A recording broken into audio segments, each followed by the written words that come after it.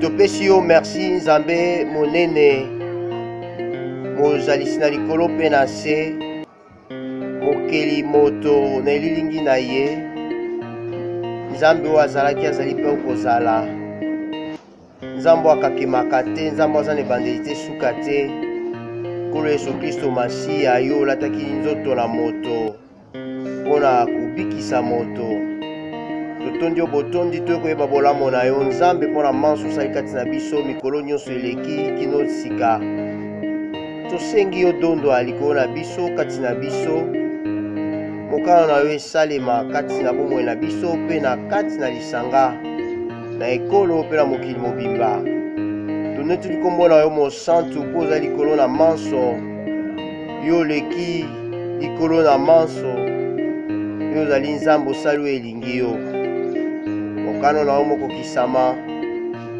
bapambolama bayebanso babelemi liboso koluka elongi na yo moko na lelo na ntongo na lelo na kombo na Yesu Kristo amen. Napesi biso mbote na kombo na Yesu Kristo.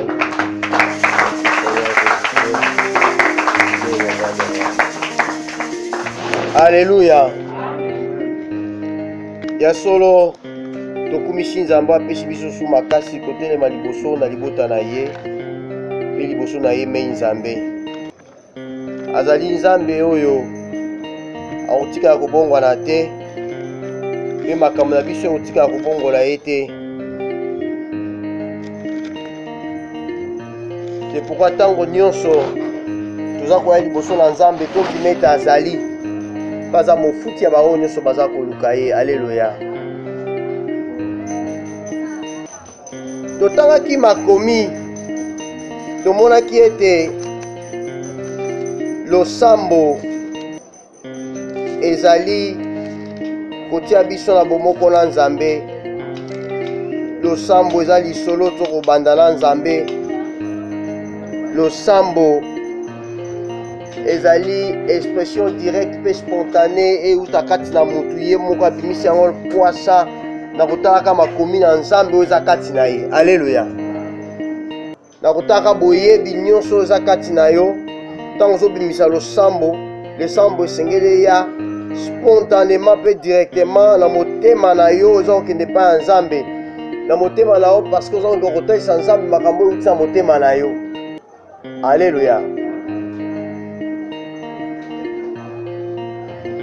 Totalisi na Biblia ete Yesu Kristo azali kosambela bomoi na ye ezalaki bomoi ya losambo.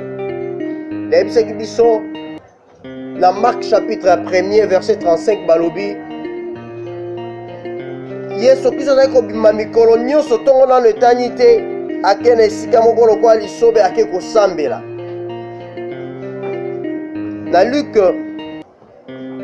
chapitre 6 verset 12 Biblia elobi Yesu Kristo azali komata na ngomba butu nyonso paza olekisa toute la nuit likolo na ngomba nde tokonclure ete bomoi ezalaki ya losambo. Makambo aza kosala na mokolo pendant la journée ezalaki oyo asambelaki na butu mpe amonaki yango na butu. Eloko eza kosamba kati na Yesu Kristo yango nde Nzambe azolinga esamba kati na biso po biso tokanisaka ke bandoki nde mutu alokaka butu mobimba baloki butu mpe bayebi makambo bakosala na moi mpe basali yango. Non, tokokocroire wana te. Tokocroire ke Nkolo Yesu Kristo azali kobondela butu mobimba mpe na ntongo ntango azali kobima ezali mpona kobebisa misala ya Satana. Parce que Bible elobi le Fils de l'homme apparu pour détruire les œuvres du diable. Mpe na baacte bazoloba ete abande kotambola bipai na bipai mpona kobebisa systématiquement misala ya Satana. C'est-à-dire ça abebisaki yango na butu na mokolo aye aza koaccomplir kaka. C'est pourquoi azali kowumela te na losambo na ye aye atali moto oyo aza na kunki ayebisi esembwama asembwami mpo aza asambelaki butu mobimba mpo na yango. Alleluya. Aye akuti moto oyo mokakatama yabi telema atambola atwana telemi atamboli. Tala mikolo oyo oza nango soki toute ta vie obandaki kosala ndenge wana ti lelo oyebi kozala puissant ndenge nini. Alléluia. Tu serais puissant. Oyebi biso tozala puissant parce que losambo eza eloko mibale ekeseni na biso. C'est-à-dire nga naza awa prière yango. Or prière esengeli ezala ngai. Vie ya prière esengeli ezala vie na ngai. Eza deux choses différentes ngai na vie na ngai ya prière. Yango ozomona ezozala pasi. Talaka place ozali. Soko bandi puisque na biso prier sans cesse elingi koloba nini. Prier sans cesse eza koloba te que kolala te, kolia te, kotanga te, kosala eloko te. Prier sans cesse on dit non, prier sans cesse ce n'est pas ça. Prier sans cesse ezali yo moko muto déterminé yango. Obingai na bato bondela après 3 heures du temps. So amuki na tongo na 6 heures na sambeli. Na komi na 9 heures na sambeli. Na komi na 12 heures na sambeli. Na komi na 15 heures na sambeli. Na komi na 10, c'est ça prier sans cesse. Soko respecter yango eza chaîne de prière, c'est ça prier sans cesse. Soko bipe non nga na sambela, na sambeli na 6 heures, na 12 heures na sambeli. Na 18 heures na sambeli. Na zongeli lisusu. Donc, si on respecter, c'est ça, prier sans cesse. Prier sans cesse, soit là, on a prier, on a comme ma casse, na molimo, maloba nope, mais na oyo zondima, et zo za na puissance, zo za na force. So na ndimi ke na za bonne santé, quand na lobi on a parce que vie na nga prière, ils a ma casse. Et puis on a la clarté de l'esprit, on a la clairvoyance, c'est-à-dire tu peux comprendre que mutu azosala molimo na Nzambe te oyo eza satana. Mutu azosala oyo molimo moko eza na nsima na ye. Okozala clarté de l'esprit jusqu'à telle enseigne que obanda même qu'on pressentir non nzelo na kotu eza nzela mabe na bima. Te mutu ko na kotu na kotu na ngote na bima. C'est-à-dire tu as la clarté de l'esprit parce que oza mingi na présence ya Nzambe régulièrement. C'est-à-dire régularité wana eza nini? Na lobaki na 6 heures ensemble, na 12 heures ensemble, na 18 heures ensemble. Naza ko respecter yango. Alléluia. C'est ça prier sans cesse. Babi nkolo azali kobondela. C'est-à-dire babi butu nyonso azali kobondela toute la nuit. C'était sa vie. Na tongo bandi musala. Mais musala pas azosala wana, il prêche. Tant azo teya, azo sambela. Et mususu pas ko suspendre pe ko teya, ake ko sambela. Donc, tu comprends que il devait toujours être puissant.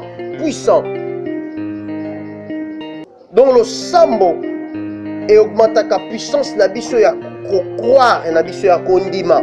Et ça augmenter puissance na biso ya ba acte de ko poser. Et ça ko pesa biso clarté à esprit. Tout ça clair, tout ça flouté. Na kati na molimo la biso tout ça flouté. Mingi, eza na bato so tambola, il est floué là dans l'esprit. Aza embrouillé, molimo na ye, to molema na ezali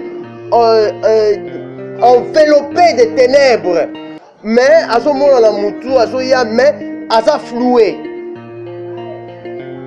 C'est pourquoi il ne peut pas bien voir comme voit Dieu. Alors prière, quand les choses au bon de la boutou mobimba, Bible dit que Moïse pas un homme de prière. Abraham azaki mutu na losambo. Mais puis prière moko Abraham azo sambela pour la Lot. Mais tu vois azo discuter ensemble. Pourquoi azaki habitué à la prière? Et comme le roi li solo moko ya moninga na moninga bazo solo la et puis Nzambe et bon soki batu baza 100 batu malamu okoboma kaka bango ya habité pour la batu 100 na bomate mais bon so baza 95. Donc tu vois que azo expliquer Nzambe pas à pas Nzambe pas zo solo la na ye. C'est ça oko solo la boye kala mutu za na affinité intimité na ye. Kala muto ozana intimité na ye. Kala muto oyebani na ye. Yango mona tolobaki biso tozosambela po toza bana ya Nzambe. So toza bana ya Nzambe tozosambela te, nous y arriverons. Alors, Nathalie Pelamoni Moïse. Moïse était un homme de prière. Nous avons sauté parce qu'il y a de là Enoch, Enoch qui tellement collé par un Nzambe, Nzamba Talibo Amouni a commis parfait. Abiloko a atteindre la perfection.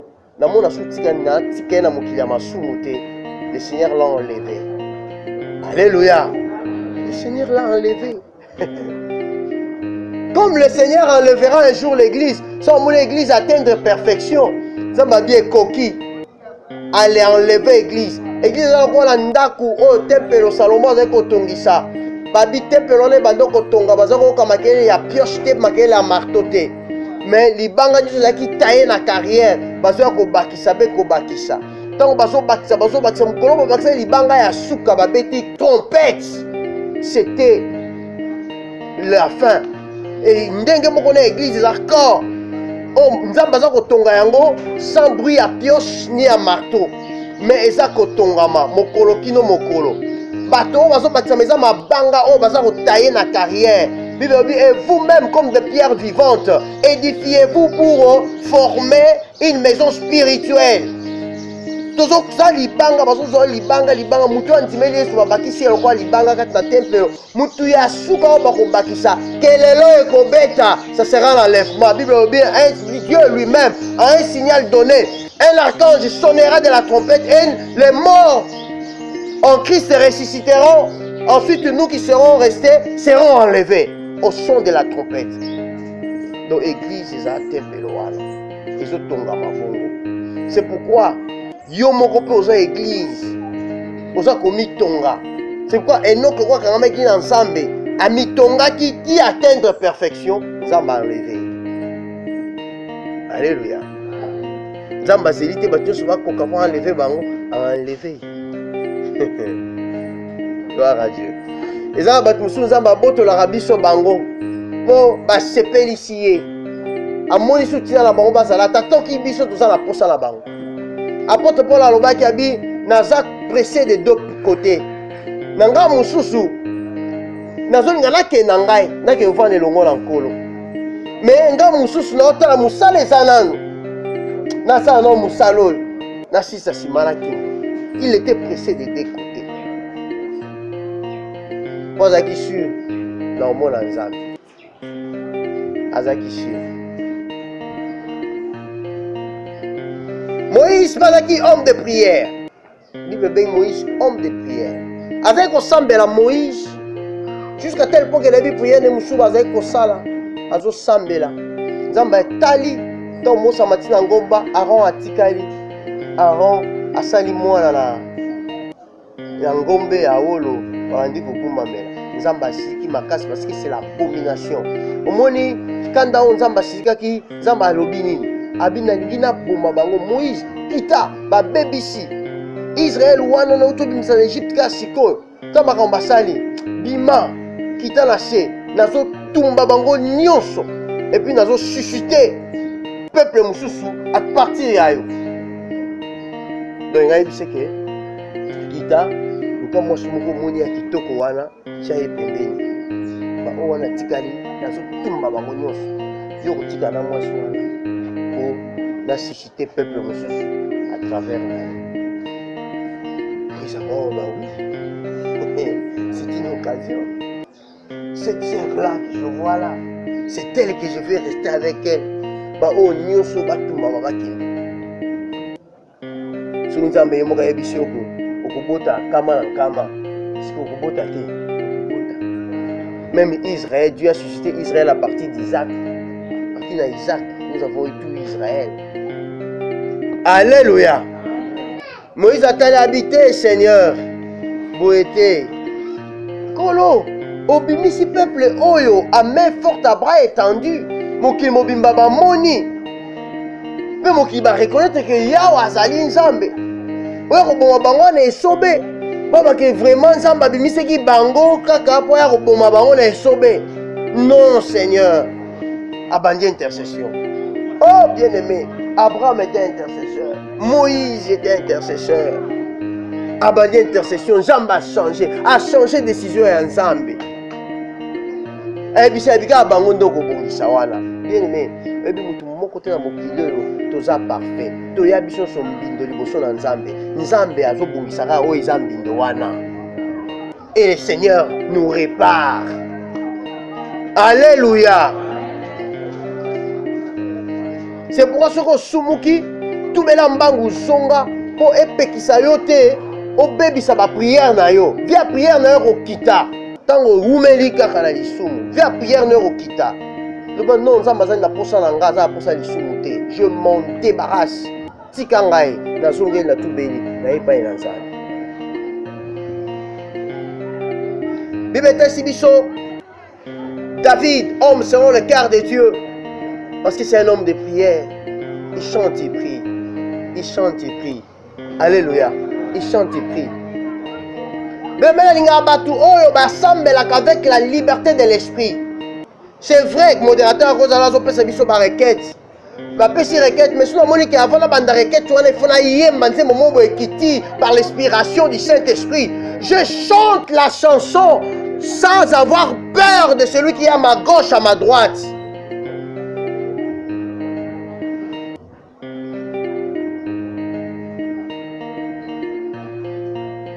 Nga mingi temps osaka modération nakoka mpenza otinda banzembo te to nasala modération nakamwaka mpe banzembo ngo mpe namona yango lisusu te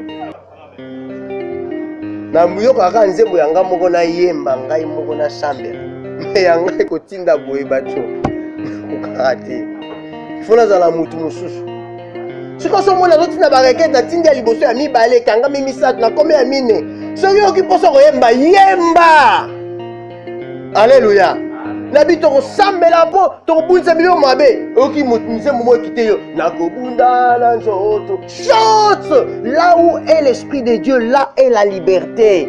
Et pas molimo na Nzambe ezali bon somi ezali. Banda ko yemba nzembo wana yembo yembisima. O bando benga milio mabe. Non pekisa yo te. Alléluia. Non pekisa yo te.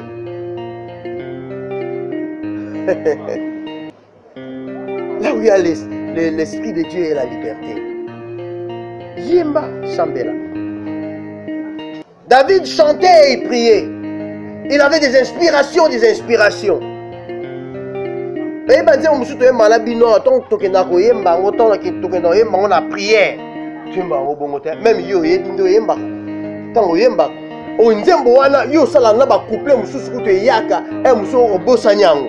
Mais au côté ba couplet yo moko ozo changer en ma forme yo moko. C'est l'esprit et c'est la prière. Et puis prière ezaka kitoko so muta mesai nango. Et comme à kitoko makasi ezaka mutu o chauffeur va maîtriser volant. Yo anda koyeba le plaisir de conduire. Pour maîtriser volant. Chauffeur va maîtriser volant. Il y a des choses pour maîtriser la volant dans il faut maîtriser le code de la route. C'est-à-dire ce qu'on appelle la signalisation routière et la réglementation routière. Ensuite, la conduite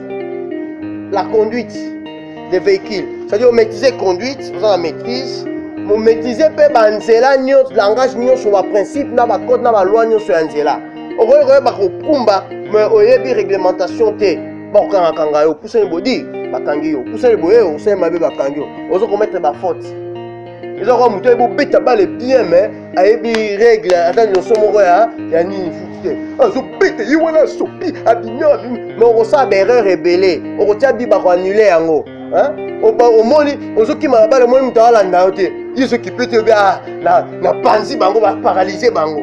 Tu vois déjà, bango va se faire moins que hasard orgé. Aujourd'hui, pas les gens nous a dit déjà orgé.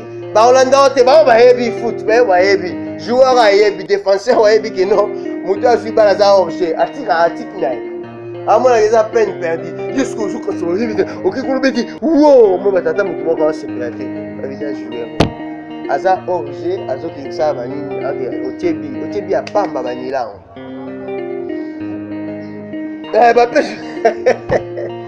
Punir, il y en a punir. Les sanctions, c'est-à-dire, ceux qui ont dit qu'on maîtriser même à Ninanzela, on est à l'aise, au moins à ce qu'il formateur a formé Bichon, dans ma campagne, il nous a dit, Bazaki Bakangi, paf, Bakangi na roulage.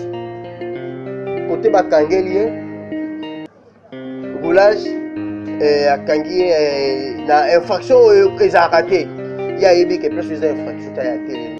Bakena ya habito qui tina bureau bakena bureau bakomi kuna je ba bibodi yaka bakangi ye loba akan abi na coutier pour bon bakosa akosaka akose les besoins abi na coutier zo sala mauvaise manœuvre na place ya nini na place oyo ba pekisi na stationnement ba pekisi stationnement azo sa fausse manœuvre.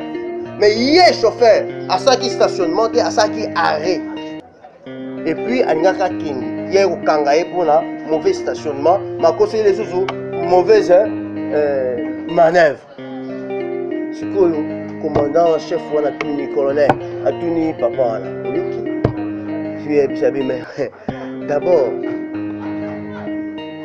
mauvaise manœuvre, les arabes. D'accord? Les arabes. Fausse manœuvre. Ah bien avant, ça c'est un. Deux, aïe kutangai, aïe bisingai kuna qui a kenga pour la mauvais stationnement. Alors qu'il y a un mauvais stationnement, nazala qui n'a arrêt. Parce que arrêt, dans le stationnement et que c'est ni arrêt, na koyawana na kotelema pour na ko débarquer mutu pe ko embarquer mutu et puis na ki na kati moteur te. Et ça na arrêt. Mais dans le stationnement, il y a 4 moteurs. La bimi, la tigre moutoukala comme stationnement. Ceux qui placent à la bille n'est pas stationné, c'est erreur. Ceux qui placent sur Wana, ils allaient, non, bien la télémission moutoukamabé, c'est erreur. Le colonel la télé, il dit, papa, Jidayaka, moutou kangia l'équipe somae. Et l'oko là-bas, au lobaki liboso Wana, mauvaise manœuvre, ils ont raté. À corriger. Puis à mi balai ou saler l'autre côté. Papa. Nous tenons à l'aise. Nanzela. Pour me ça là Nanzela. Si on met ça la prière, on est à l'aise. On va à l'embi. Dans bon de 10 minutes. Mais tango bandi. Il m'a senti que non. Ezoya. Au sambeli 1h du temps, 1h30 pour osa ou habituer à prière. Bien aimé la rotangelo bate belo ba bondeli awa. Basé belé apôtre Paul a ko bondela, azo bondela pour la église nyonso ya fungolaki. Azo bondela pona yango. Ezaza musika nango ezaza peine il prie pour ça. Ça c'est le devoir des hommes de Dieu. Serviteurs de Dieu sont au sambela. Jamais à kozanga ko mentionner église. Alléluia. Et ça peut devant ya ba na nzambe. Moi na nzambe so zo sambela. A kozanga ko mentionner église musa na nzambe te. Tozaki kande totambola ba frontière, totambola. Tu as mis frère moi outi Kinshasa. Ati une église moko ya Kinshasa. Na butu ezalaka so tokoti toza na permanence ezali eza toza na chambre il y a un serviteur de Dieu bureau le reste est là eza pour la batu nyonso c'est-à-dire na kolala wana soki tolali etondi soki tokela na temple pe alali na temple ce n'est pas interdit mosusu alali na temple mosusu alali na permanence. Mais pour la permanence, vous sentez que Oroeba, vous savez, moi, la vie de prière n'est pas ndengeni. Ce qui te lobby, to yé, to sambela, minuit, to bandi, au sambela. Mais moutounio, ça va quitter moutou na yé, au comprendre. Au moins, moussou soit égaré, ou, au moins, moussou soit avant là, avant c'est la 21 minuit, wana, à bandi prière. Au sambela yé moko na même pendant 1 heure du temps à la tala mwana yé mwana nzambe. Alors ndeko na tango ya zaki ko ya soka ya kota bandi prière ayembi tubeli asali nyonso atondisa mia molimo santo nyonso asilisi abandi osambela mpona eglise na bango abandi na pasteur atangi pasteur atangi basai mosusu atangi bana nzambe mosusu bana nzambe basololaki na yo ayebaki azalaki na mwa problème tout ça abi nzambe sunga ndeko wana atungisamaka na problème boye nzambe sunga ndeko wana nsima ye kosambela makambo na ye aye kosambela laya. C'est ça la prière. Prière, on n'est jamais égoïste dans la prière. Si on est égoïste dans la prière, Nzamba yoka yoka yote. Nzamba za posa yoka yozo sambe lobi nzambe sunga lot tale pa akei azala nkokoso. Tant nzamba zo sunga yo, azo sungo doublement. Azo sungo wana, azo sungo doublement. Au Bible lobi ni. Et ça donné, tu es en train de donner. Oui, bah, tu es quand ça coupe, ça sera bon. Non, quand tu pries pour l'autre, tu es en train de donner. Bible lobi, mutu oya pesaka, zamba sala ke, apesaka mutu azanga kate, pour apesaka kaka parce que arbando sunga makambo ebele. Ça c'est, et tu es comme un don de libéralité. Tu es comme un nini, don de la libéralité. Amesa ko pesa muke muke, amesa ko pesa muke muke, zamba zo bakisa. Pour apesaka kaka. Po apesa kaka nzamba zo bakisela ye po azo sunga bato bele bakangi maboko mais azo pesa nzamba za bezo lipamboli ya oyo eke pe na o mususu aza besoin ya wana mais azo mona bato bazo kanga mais oyo azozwa azo pesa nzamba ofungolele lisu davantage nde moko na prière. Alléluia.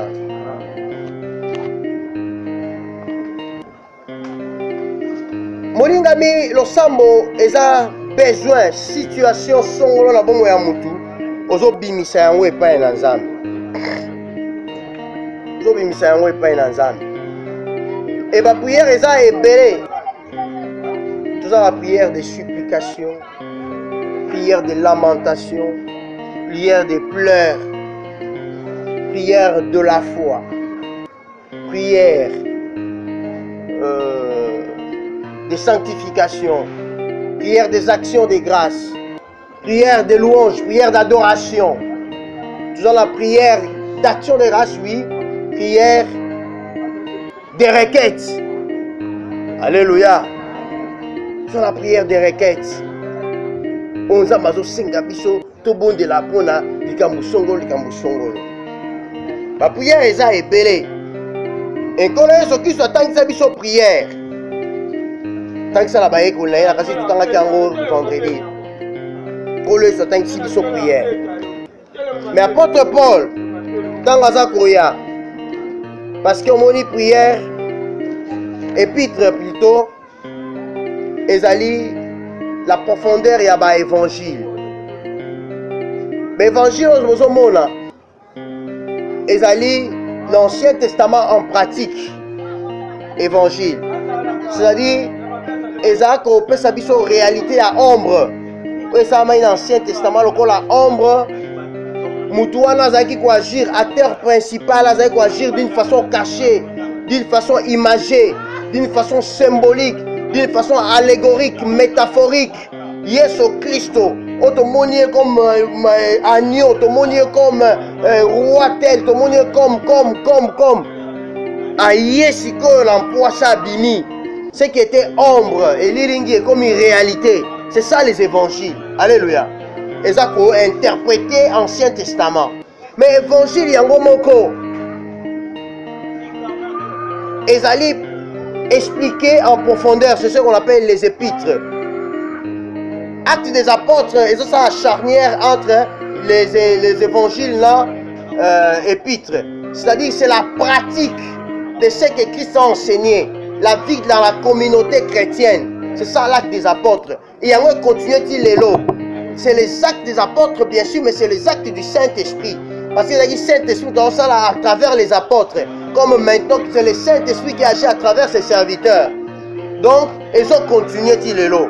Mais épître, pendant la Romain, na Jude, wana ezali, les évangiles expliqués, les évangiles en profondeur. Et na kati évangile en profondeur, apôtre Paul a dit biso tokotanga. 1 Timothée, chapitre 2, verset 1er et jusqu'au verset 3. La Bible déclare: j'exhorte donc. Oui.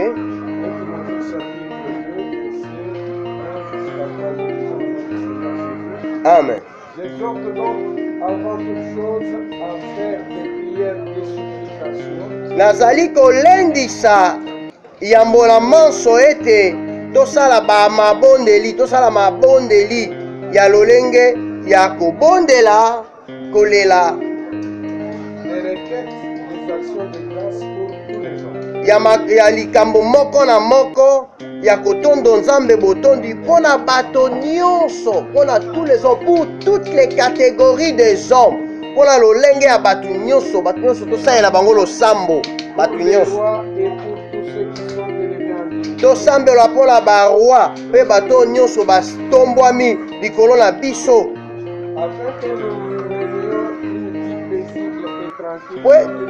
po ete tobika bomoi moko ya kimia mpe ya bopole na kati ya bonsomi mpe makambo nyonso malamu.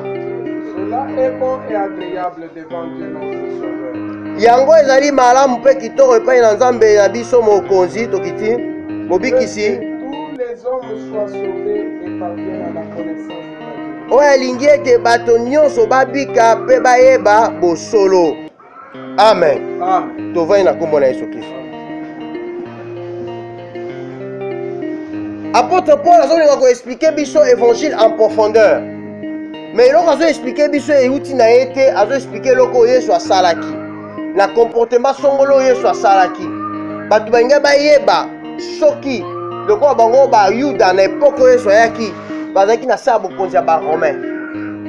Sikoyo bato bazolinga bayeba mpona bayuda baromain baza badiabulu parce que bazwa bango na bowumbu. Ozo comprendre eloko wana? nakalisi osika mosusu ya formateur ya formateur na biso ya makambo ya nini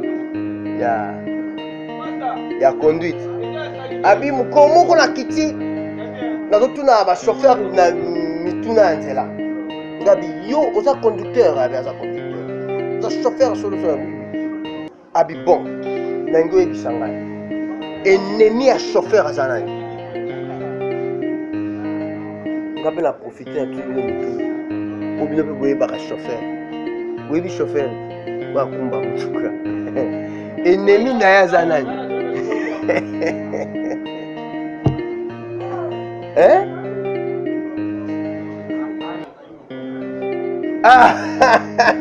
yokamosi frère alobi abi ana kini roulage seke ye pas sentir ke roulage peut-être ennemi ya chauffeur.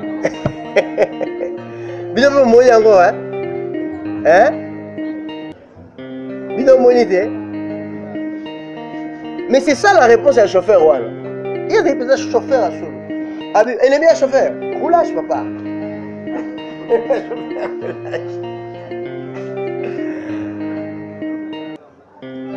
Or ennemi ya chauffeur selon ndenge bakoma yango mpenza na enseignement wana mobimba.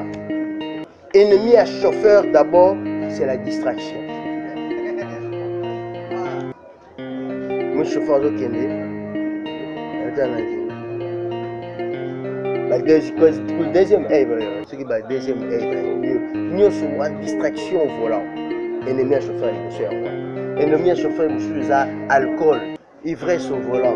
Ennemi à chauffeur, monsieur a fatigue. Fatigue, paiement, combattre. Ennemi à chauffeur, monsieur, et ça moi épelé. Mais il y a dit, ennemi n'a eu roulage. Oh, roulage, c'est ça, mon gars, n'a été. Roulage, c'est ça, qu'on sungayo. Roulage, c'était l'agent qualifié. Aïe, mais banini, il y a un sungayo pour ça, nini, on les cas bien, pour réduire l'accident, banini, tout ça.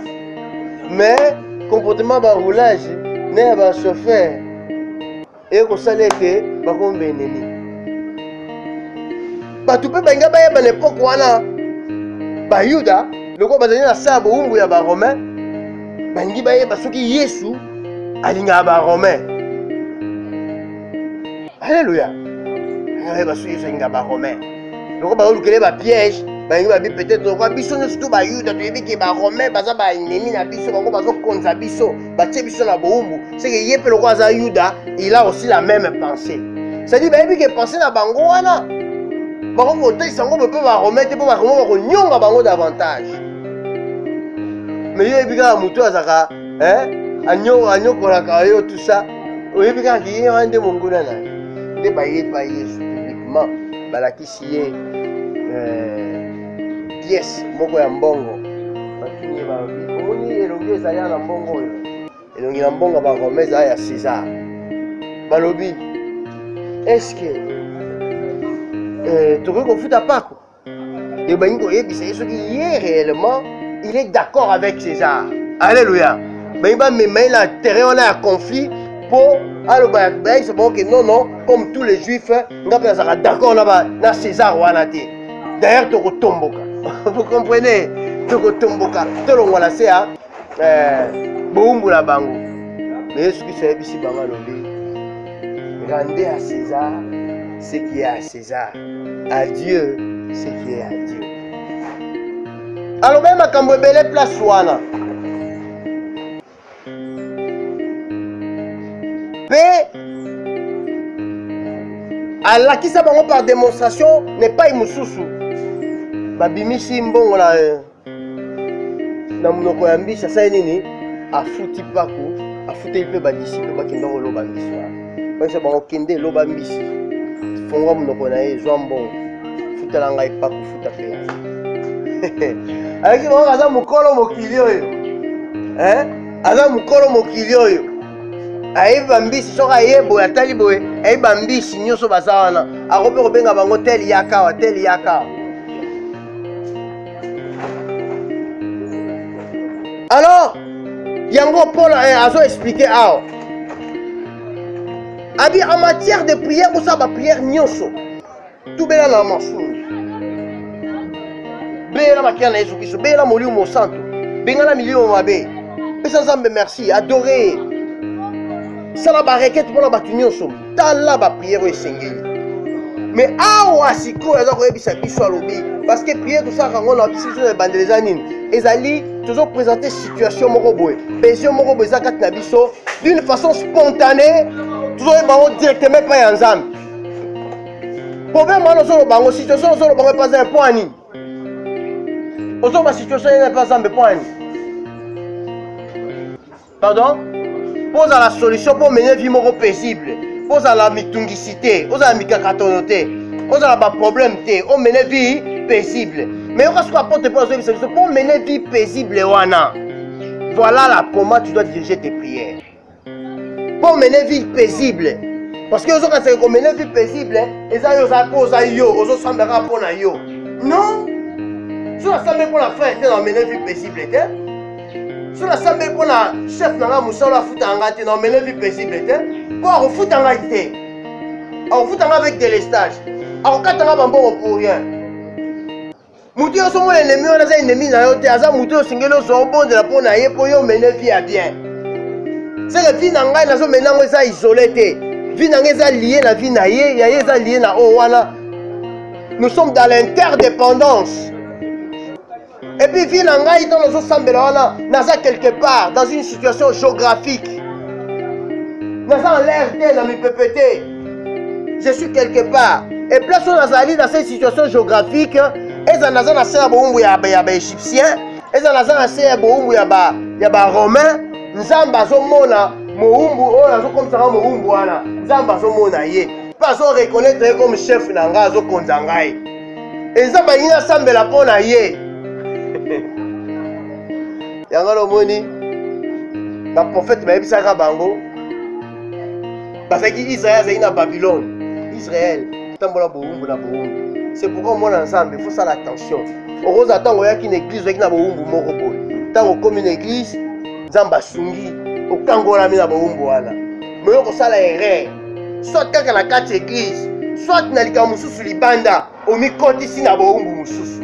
Olongo na boumbo Égypte to ba Kangolio, okomi koti na erumba ba Babylone, olongwe na Babylone, okei sous na Rome, okomi boumbu. Il faut faire beaucoup d'attention. Il faut vérifier vie na spirituel. Na otambola ndenge nini. Po eso kanisa ke loko osambelaka déjà, donc roza moumbu te.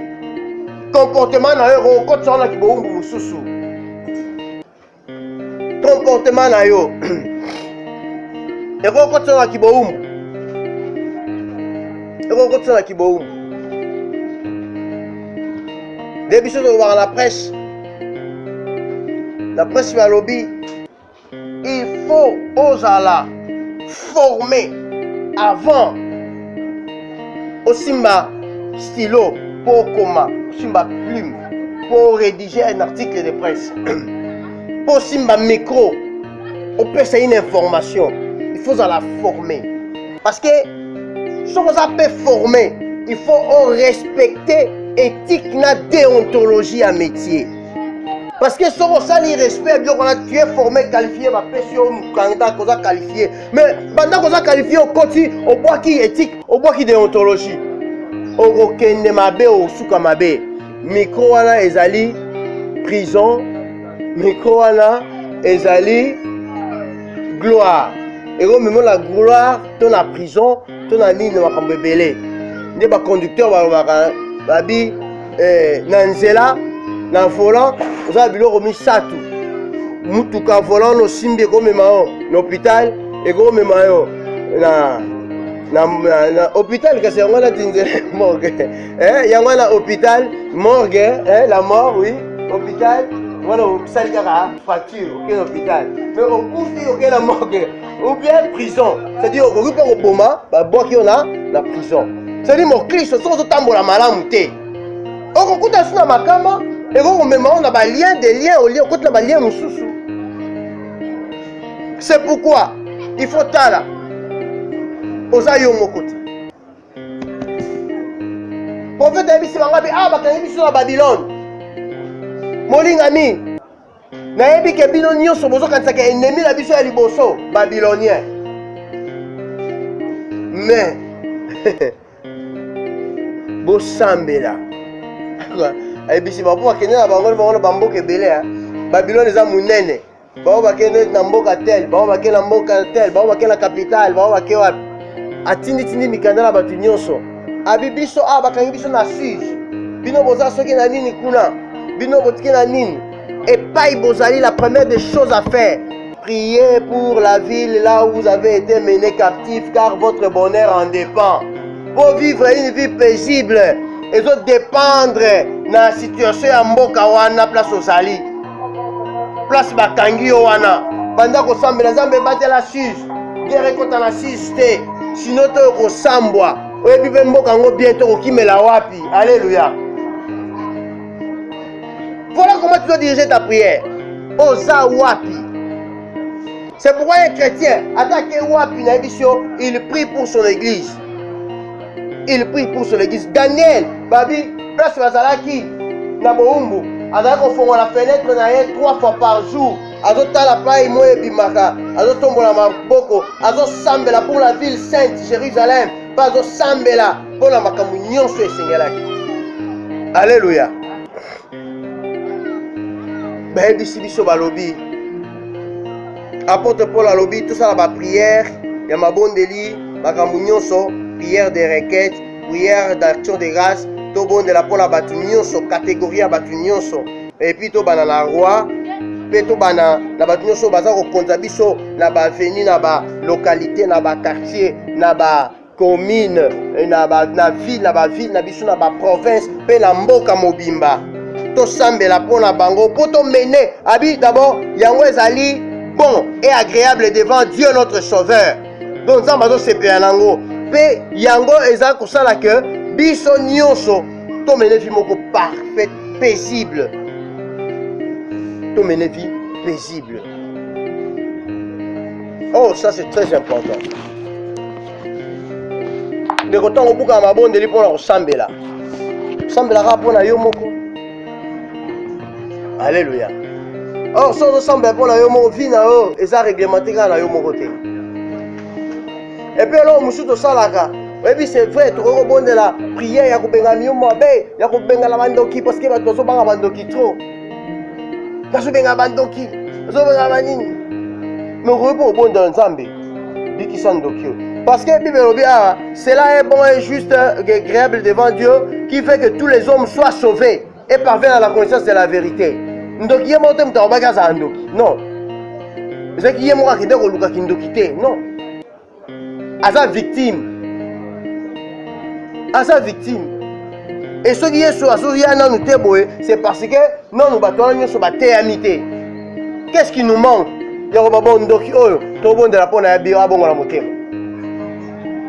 C'est une requête. Pour ça, la dit Seigneur, talando qui m'a donné oyo, abo batu so ba bien la famille. Yende chef abando ki famille. Kolo to so bon de la bongo la motema. So bongo le motema. Bitumba o nyoso to zaki na ngoza o te pana esili. Oui ou non? Son donc la famille bongo le motema ndoki pintongo ayo azaka chef opération, chef de nani, ya opération démoniaque na famille. Abongo le motema. Ya solo. Dieu va réussir. Père, oui, ça va revenir sur la binatiki. Bateau, nous sommes appelés qui nous wana, pour qu'on aille chuter. Sobolingi bo, bongo la motema. Bolanda ngai. Sinon, tu n'as pas dénoncé binomo comme moko. Tu besoin la place à qui est n'angaïté. Alléluia. Pour yebi force na bango, yebi force on nzambe. Alors attends nzambe zo longolé déjà là, c'est une force supérieure. Ayebi bango de bakotaka. Bon, qui n'est pas immorté.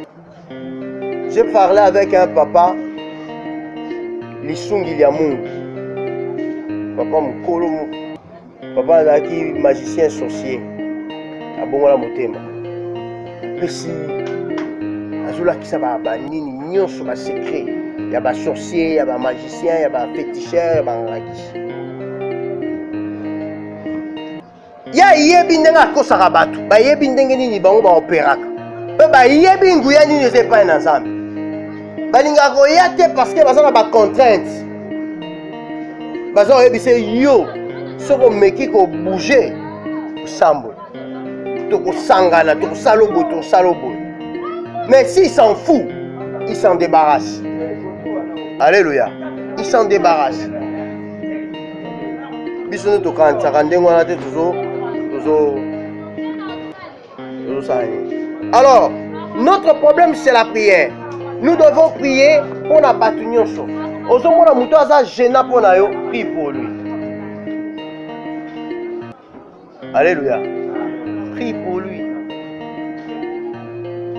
Attention, soit na kana ye mikronyoso, et aussi un jour un terre au bon de la ponaye. Parce que ce qui y a ça mon pagano yo soit na kana ye. Ye baka yango so memo na terrain moko fragile. Oh yo comme fragile. Parce que au soigni na ye. Alongo yo na principe ya nzambe. Amemi yo na nzela o eza fragile. Soka linga attaquer on ndenga mabe attaquer ko réussir yo. Po yo ke na nzela oyo oza na makasi te. Vous comprenez ça? Si quand on soigne na ye déjà. Attends, il faut ça aussi à Bolim, ça roboya. Bon, il y a un bon année en deux mois pour y profiter na yo. Mais tant que yo zonga, tu vas prier pour lui, au gagner. Au gagner. Ça signifie que au sein de Bolim, il faut côté na terrain mabé et puis au semble à pour na yo au gagner. Donc, ce que vous avez mutu moko lokola ennemi na yo. On doit maintenir en ndenge wana. Osa fragiliser la prière na yo. Et comment mi semble pour la banguna bino, semble pour la bateau azo persécuter bino. Le reste là slogan, ce sont des paroles profondes du Seigneur. Et un slogan c'est le Seigneur lui-même qui a parlé. Au moins la Bible on au moins là la Bible. Oui, biso ba chrétien est zélé. To benga la Bible, la parole de Dieu. Mais comme souvent la Bible contient la parole de Dieu. Parce que dans la carte de la Bible, il y a aussi la parole des hommes. Il y a des hommes qui ont parlé, ils n'ont pas parlé méchamment. Mais ça m'a non pour tout ça les yango. Alléluia. À ça on a pour l'instruction par rapport à l'Ikambo et Zawana.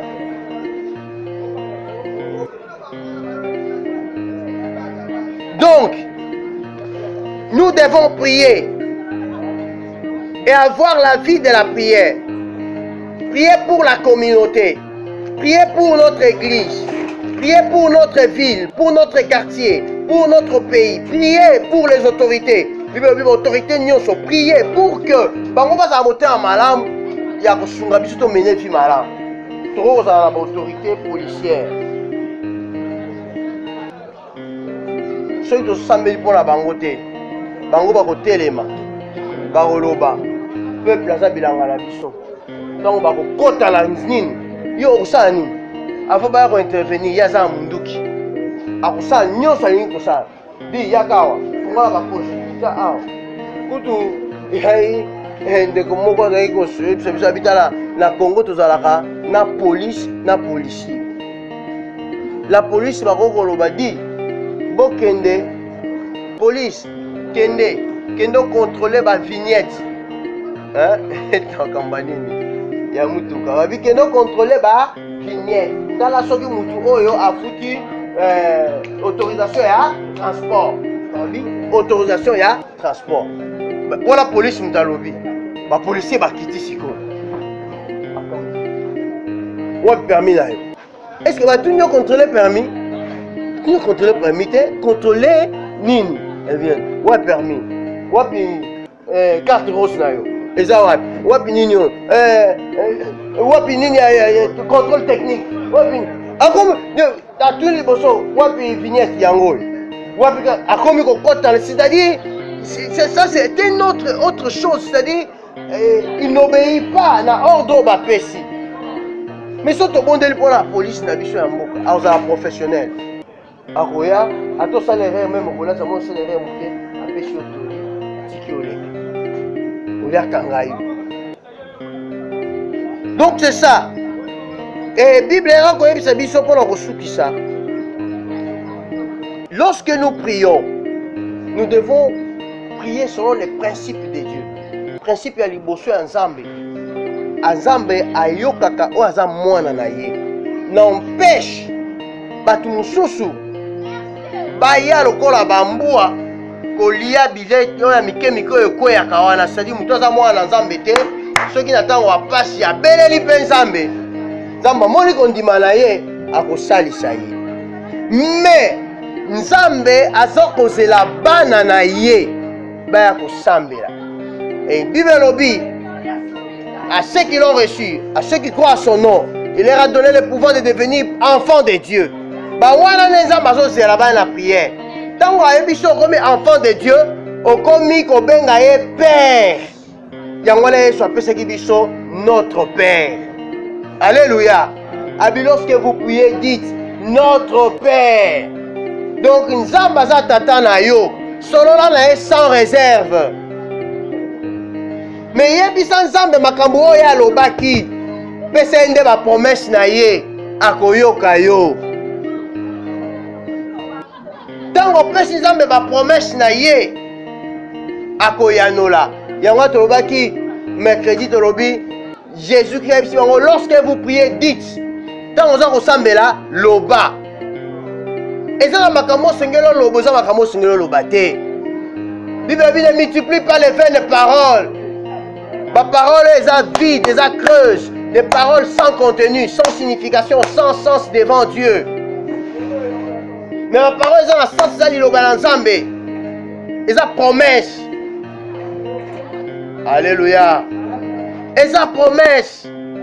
Tobi Anne, tant que Sambela, a Simbakia Malobalanzambe, pas sali veut, pas l'ensemble.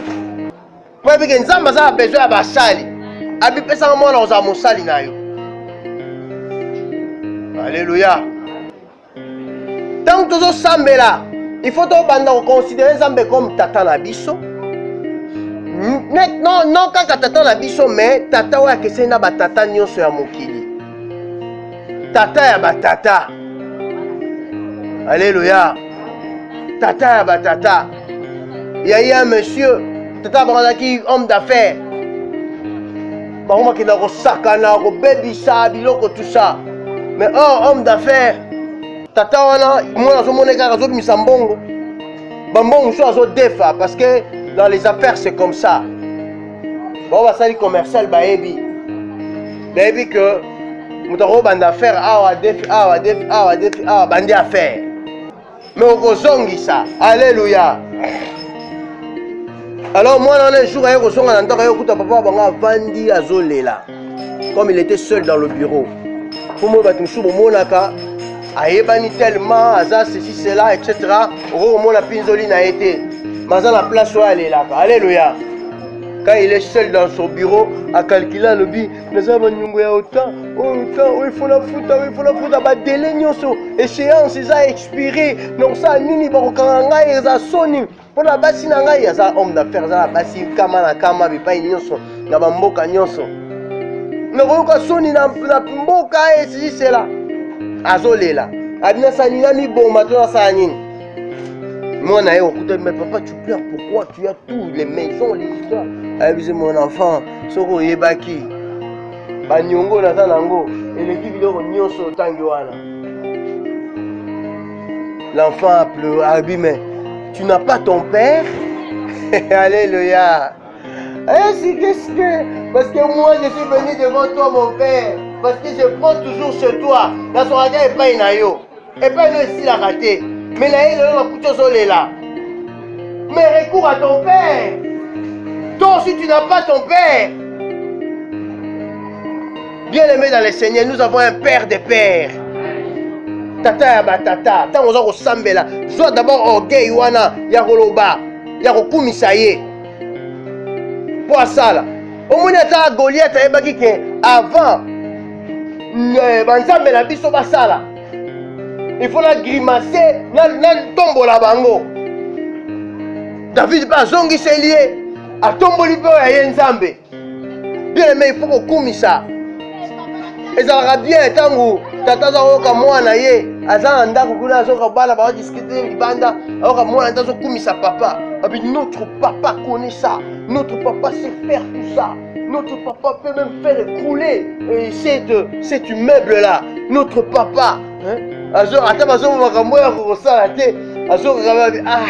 C'est que mon enfant croit à moi. Moi, et notre papa d'ailleurs, s'il faut qu'il nous achète quelque chose, je vais lui demander maintenant. Vous allez voir.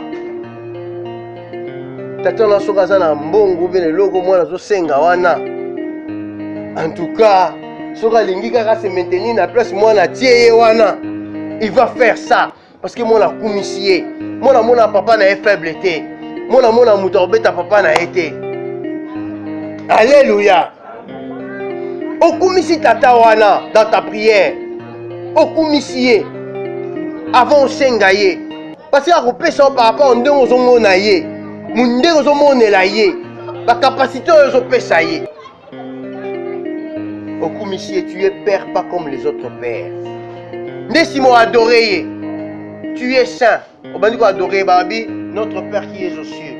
Okumisi tata akesina batata nyonso azana nguya nyonso sukate. Que ton nom soit sanctifié. Tu es saint. Baza ko adoré. Là-bas ange déjà babi il est saint. Sanctifié kombo na ye, c'est dire qu'il est saint. Tu commences par l'adorer et en même temps tu commences par obéir à sa parole. Tu commences par accepter, croire dans la promesse naïe. Parce que quand tu crois à la promesse de Dieu, tu as sanctifié Dieu. Alléluia. Que ta volonté soit faite sur la terre comme au ciel. Mon canon ensemble songolo bele la micro nyonso. Pour mon canon ensemble zanine. Eza batu nyonso ba bika pe ba bo solo. C'est pourquoi moi lui-même batu nyonso za ba na mboka. Il faut to sambe la pour bika. Alléluia. Il faut to sambe pour bika. Tout le monde a battu le roi diabolo. Oh les deux abattus, ceux qui battent un raone, battent comme Kabila, Azumo qui diabolo. Oh, il est benza. Non, tu retiens à Kabila la parole de Dieu, un divelier soit comme frère Nabiso. Où est le problème? Où est le problème? C'est un homme. Il y aura si Kabila n'a pas comme ma béco les cabatos sur mon client, c'est faux. Et ça, pas une soupe, ça peut mener, parce que ma béco les cahiers, mais bah, une douille une erreur. Alléluia. Et mouton yoso quand ça casse bien wana yoso quand ça casse bien koleka ye ta mususu ye wana nde. Alléluia. Alléluia. Nzamba mona loko abiso batute.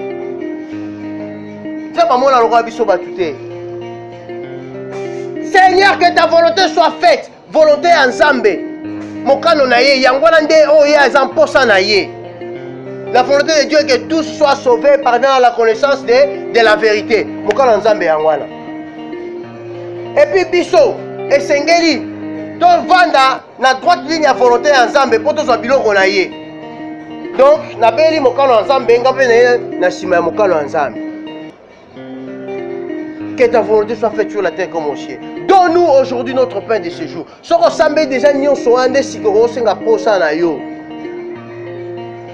Pain quotidien. Pain on est à molimo pain en zoto. Na molimo c'est la prière, bo moino bo ya lo sambo kende liboso, oton sama iloba na Nzambe.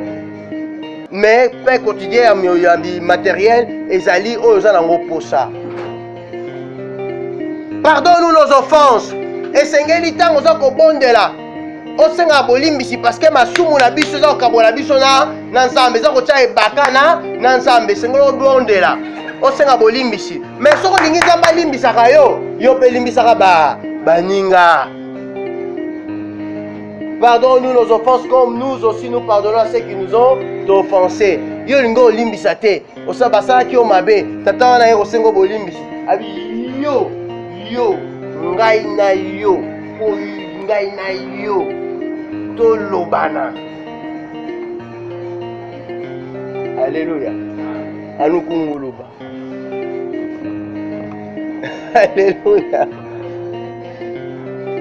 Oboyi yo lobana na muninga, oboko limbisa ye, mais oye na église, le roi mon santo. Kolo kelanga imawa na limwana na yo. Voilà tout non mais oh wana ebisaki wa limbisenga yo bolimbisi. O ebisaki yeni.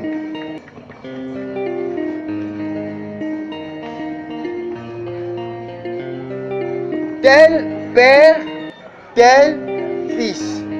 Tata na biso alimbisaka. Boni yo mwana ozoko kolimbisa te. C'est koza mwana e toza mwana voisin.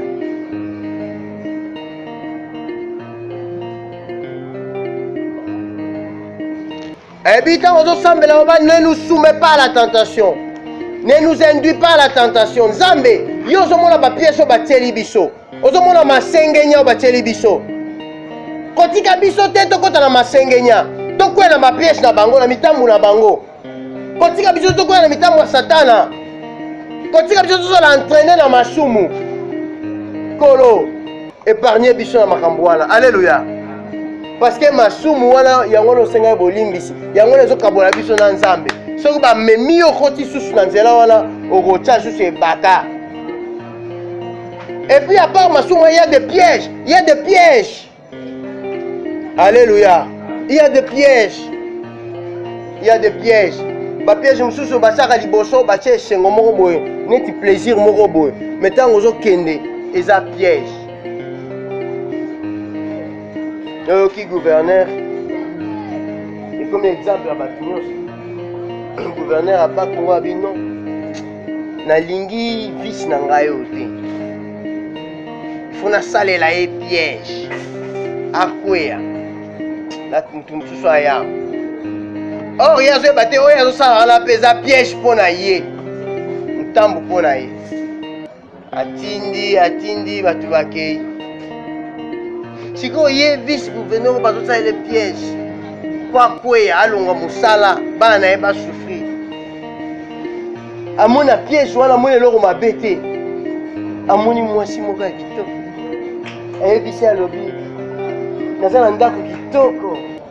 Ebongami bien. Biloko ni seza ya kolia komela. Pe ngai moko pe nazali mpona yo. Yaka kuna. Piège.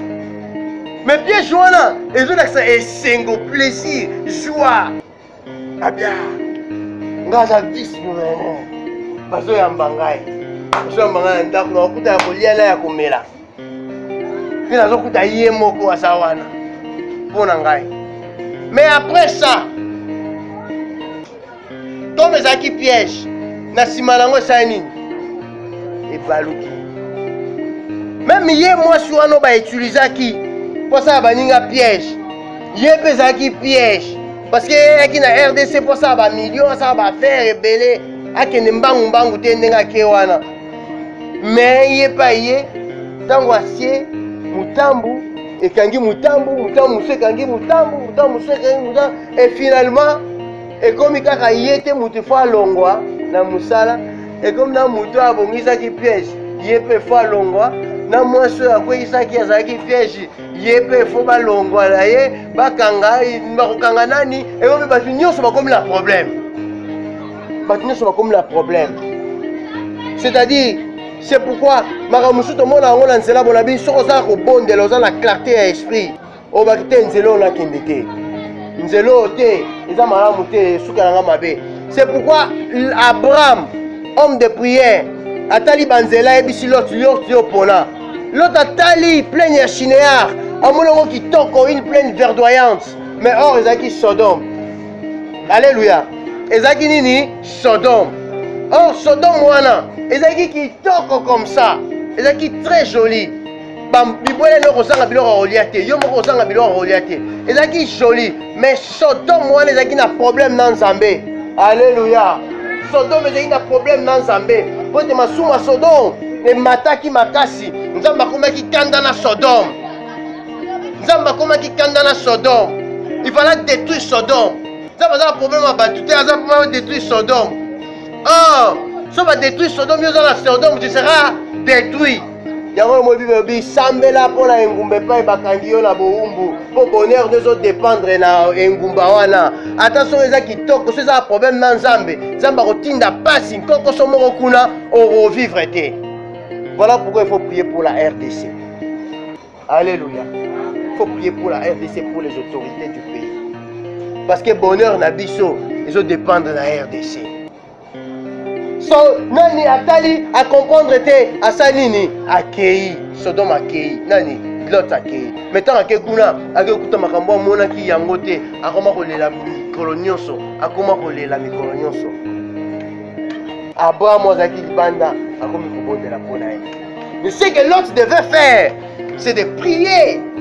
Azaki mpe kobondela. Alléluia.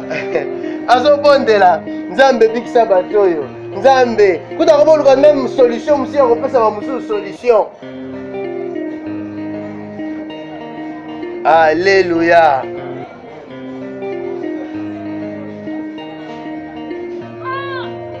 Abine je ne dis pas la tentation, délivre-nous du mal. Kolo kangola biso na mabe nyonso kole fa kangola biso.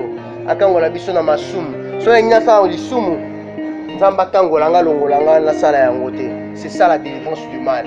Soki batela nga piège Nzamba longola nga na mal. Soki li mal moko ezali liboso na nga Nzamba longola nga ya nini. Surpris Nzambe longola nga na mabe. Nzambe longola. Lelo na église ebele to sambela pona wana te. Tu dois pour ça. Ekita to joie, ekita to mona. Mais la prière c'est tout ça. Et la souka obandi ko kumisa ye lisusu. Parce que si tu veux prière na okumisa Nzambe, ça signifie que Nzambe ayokeli yo. Obandi okumisa ye que la gloire, l'honneur, pardonne-nous nos offenses, ne nous induisons à la tentation de nous du mal, car c'est à toi qu'appartiennent le règne, la gloire et la puissance pour les siècles et les siècles. C'est-à-dire, aux aussi sango, qu'on s'en sous règne, pour bander les liboso, que ton règne vienne. Hein? Pour son règne en Zambie et conduit biso, règne en Kindo qui a solo reza, na makokite, na souka na so confirmer règne na ye. Le règne na yezala, royaume na yezala. Parce que c'est pour ça qu'il y a un royaume. To banda kobika yango déjà voilà royaume. To banda kobika bisengo royaume que ton règne, ta puissance, la gloire au siècle des siècles. Amen. Zamba pambola.